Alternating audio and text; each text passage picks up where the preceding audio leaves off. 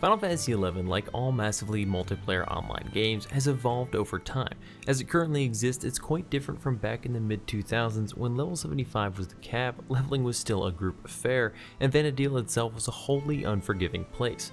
The modern retail experience has allowed players to experience aspects of the game they could never have hoped to see, and kept the game thriving long past when many expected it would die out. But people have sought to recreate the experience as it was back in the day through private servers to recapture the magic that made this game so beloved by so many. In this video, I'll be starting my journey on one of those servers to finally see for myself if it was all worth it. So hey guys, it's Hunt4Games, bringing you a healthy mix of videos on new releases and MMOs, and nostalgia trips of the classics that made us fall in love with games in the first place.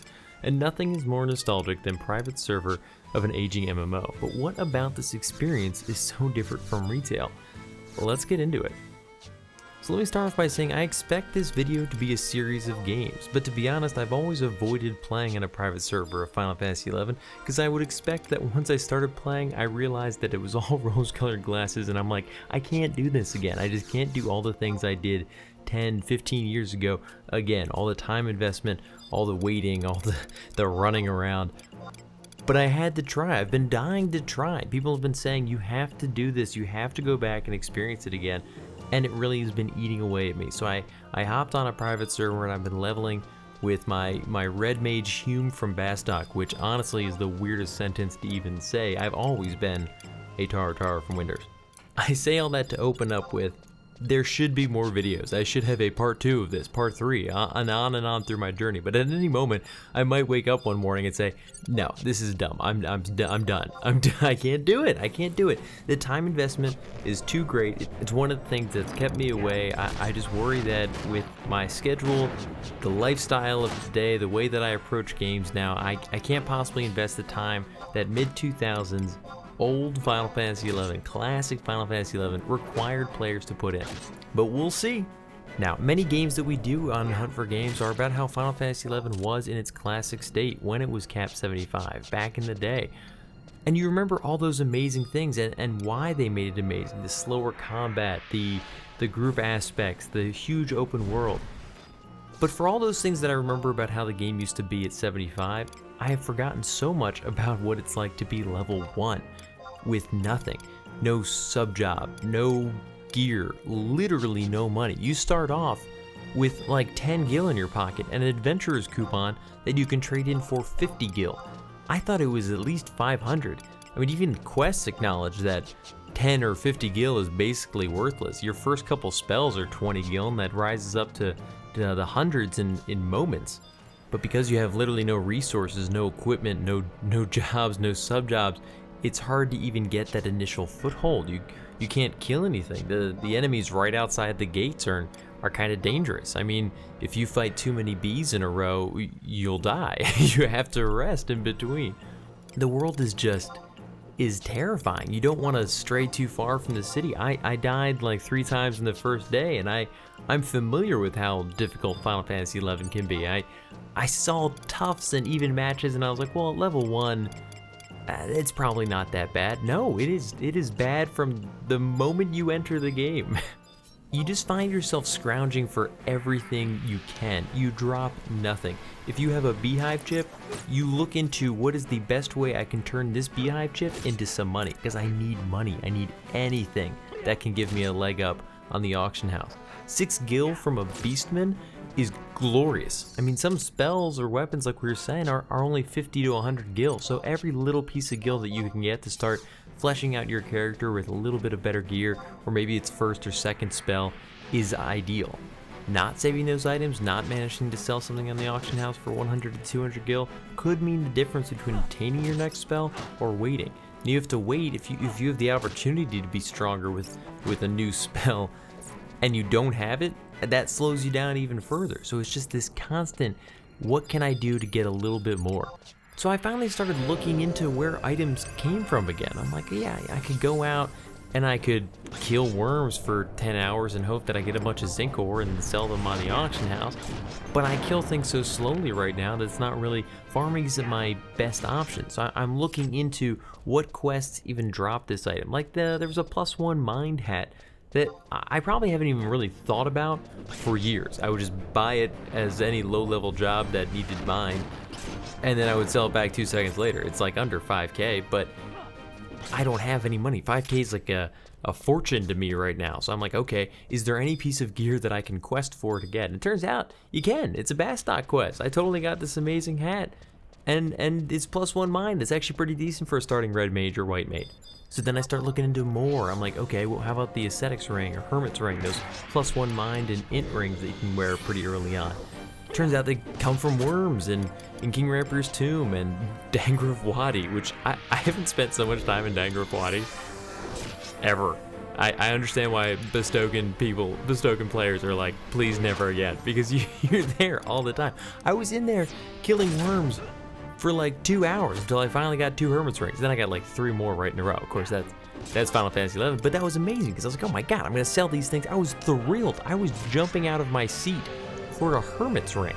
Now, of course, that was kind of dangerous because those hermit ring dropping worms are amongst a bunch of goblins, and I was like, okay, I really need to do this. So I was kind of dodging the goblins at first, and then I would level up, and then I was like, I can take a couple of the goblins, but not the harder ones. And then by the end, I'm burning through the goblins, still killing the worms. It's just so easy to forget how much you take for granted in Final Fantasy XI once you have any job that can do something for your next job. If you can go out and farm something pretty easily, or you can farm for an item that's worth a lot of money, that's always faster than the quest you could do to get it. But at level 1, at level 5, 10, the quest might be your only option. I've looked up what quests provide gil, seen that it's like 200 gil. I'm like, alright, let's do it, because I need to get anything I possibly can. And part of that is that it's tough playing this old Final Fantasy XI character, knowing that I've got parties come up and I've got no sub job. I've got all my spells now, but I don't have any good equipment. I've got 2 mind rings. I finally managed to scrounge up enough money for 2 +1 mind rings. I feel terrible. I'm so used to really taking pride in all the gear that I have before I introduce myself into a party situation and kind of, force others to deal with me. And I'm always really intense on knowing that I'm the best player that I can be for that party. Now all my skills are under-leveled because I'm, level like 5. I've barely cast anything. I have no equipment. I've got like the worst gear you can possibly have because, again, I started the game like 10 hours ago. And it's hard. It's weird. It's so weird, but it's so amazing. I'm so addicted to the concept of constantly trying to find out, okay, what can I scrounge for now to improve myself the next little bit? And it's been such a different approach than when I first played 11, because when I first started 11, it was completely reactive. It was always, what should I do now? What's my next step? But now I know what's coming. I can plan a little bit more. I know the benefits of doing things like the outpost supply runs, because I logged in and immediately was like, well, hang on. This is going to be a huge pain. Walking is, once again, super slow. And while it actually has been pretty cool, because it takes a while to get places, I can think through my actions. I have to be careful. It's like, am I sure I want to run all the way out there to do this? Is there anything else I can do while I'm out there? Instead of just sprinting to wherever I'm going because you move so fast. I'm also thinking through like, okay, I don't have an airship pass. I don't have home point warps anymore. That's only in, modern retail. How am I going to get out to Valkyrie Dunes like quickly? Luckily, Bastock has control of the region, so I quick did a supply run there. But I couldn't get through the little tunnel with the bats. So then I had to wait for somebody to run through with the bats. Well, turns out I could have talked to the guy right at the exit to Konstadt Highlands, but that's besides the point. Everything is dangerous and terrifying. You need help. But being able to plan for some of this stuff is saving me so much time in the long run that I can do outpost warps when they're available. I can do those supply runs and prepare for that stuff. I already know how the game works, so I know that if I'm a red mage, maybe I should get some plus mind gear for all my paralyze and slows, my most important, enfeebles that I'm casting. I don't spend too long with the dagger that I started out with. I immediately go for a sword. All these little things help so much. Now, so far it has almost been solo by choice. I need every drop I come across. And honestly, like I was saying, those first 10 levels are fairly embarrassing. I'm used to having a foothold, to really putting my most and my all into the gear that I present, having every spell of the level, which I actually have worked really hard in maintaining that I have all the spells, but the gear is still pretty terrible. I've got no sub job, and that alone is just embarrassing. So as soon as I approach level 10 now, I'm gonna have to engage in that next part, the party. So we'll see how that works out. That's my biggest fear. It's the thing I miss the most, is that social interaction, but at the same time, building and engaging in a party in Classic 11 was tough. It was a lot of time. You had a lot of time to wait for or create a party, and then a lot of time that you wanted to invest in being in that party because of how long it took you to set it up. You never wanted to leave, but I don't have blocks of time like that in my schedule anymore. I mean, I just don't have those 3-4 hour blocks where I can say I've got all this time to devote to Final Fantasy 11. So the partying might be a challenge, but it's easy to see how this game can just absorb your life. I'm constantly thinking of all the things that I want to do next. Everything that I haven't done. There's quests, there's the nation missions, leveling. I want to get to all the teleport crags I've got to click on so I can use teleports. Just little things everywhere that I'm like, I've got to do that. I want to do that. I'm preparing to do that. I can't wait to do that. And it's just constant. I couldn't wait to trade my little flowers to the tiny little Mithra girl so I could leave the Mog house in any direction. I mean, that was a quest that I did 14 years ago. I totally forgot about. But at the same time, when I first logged into the game, I couldn't leave any Mog house exit, which is kind of weird. To say the experience has been addicting, fun, nostalgic is an understatement. I highly recommend it to everybody, and I will say I'm still paying for retail. I still love my retail experience, but I've played that for the past 2 or 3 years, and I was kind of curious about how it compares to the legacy solo, the opposite of solo, but the legacy private server experience. Now, there are risks with playing with a private server. It's not officially supported by Square Enix. It's basically run out of a dude's basement. I mean, that's like, we joke about that, but that is totally the reality. And depending on what server you pick, there's pros and cons with that. I mean, by nature of it being a private server, the people running it can make changes that Square Enix never officially made in the game. Some of those are good. Stuff like, the eventual Dragoon 2-hour change to a 20-minute Call Wyvern summon. Maybe you have that in your game a little bit earlier version of Final Fantasy XI that you're running. But some of them are just bizarre, and their choices to either cater to the fact that the population is a little bit lower or higher depending on what you're expecting, or just things that never really were fully working in the private server implementation. I mean, I can't say that 100% of Final Fantasy XI is running on these private servers. They're usually a subset, and a large subset, but it's not the full game. It's not everything. And I'm trying not to think about that stuff because it kills me inside, knowing that I'm playing like what is still sort of a shadow of the true experience. But it's a pretty damn good shadow, and it's been a lot of fun so far. I highly recommend checking it out.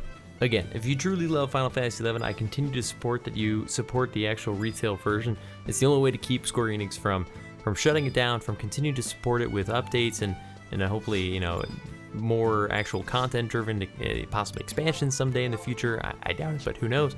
But I fully respect that if you're looking for that classic experience, there isn't currently a retail option that provides it for you. But I'd love to hear your thoughts. Have any of you tried a private server? Was it a good or bad experience? Did you hit a point where you just kind of hit a wall and you're like, I can't anymore. It's too much time, it's too much this, it's too much that. Question of the week. If you could change one thing about 2004, 2005 Final Fantasy XI, what would it be? For me, I would have added in those books that let like 2 or 3 players kind of actually level by themselves. I thought that was one of the best changes they ever made, and then coming back to this, I realized that those books aren't there. Really missed the books. Otherwise, guys, check out for more videos on the classic Final Fantasy XI experience, and I'll see you guys all in the next one. Peace. Thanks for watching. If you're interested in more videos like this, think about subscribing. And if you already have, don't forget to click that little bell next to the sub button to get notified when new videos go live. Hit me up in the comments with your thoughts on this video, or come hang out and chat with me on Twitch every Tuesday night at 8 p.m. Eastern Standard Time. And definitely look me up on Twitter or Instagram and Hunt for Games to keep up with what else I've got going on. See ya!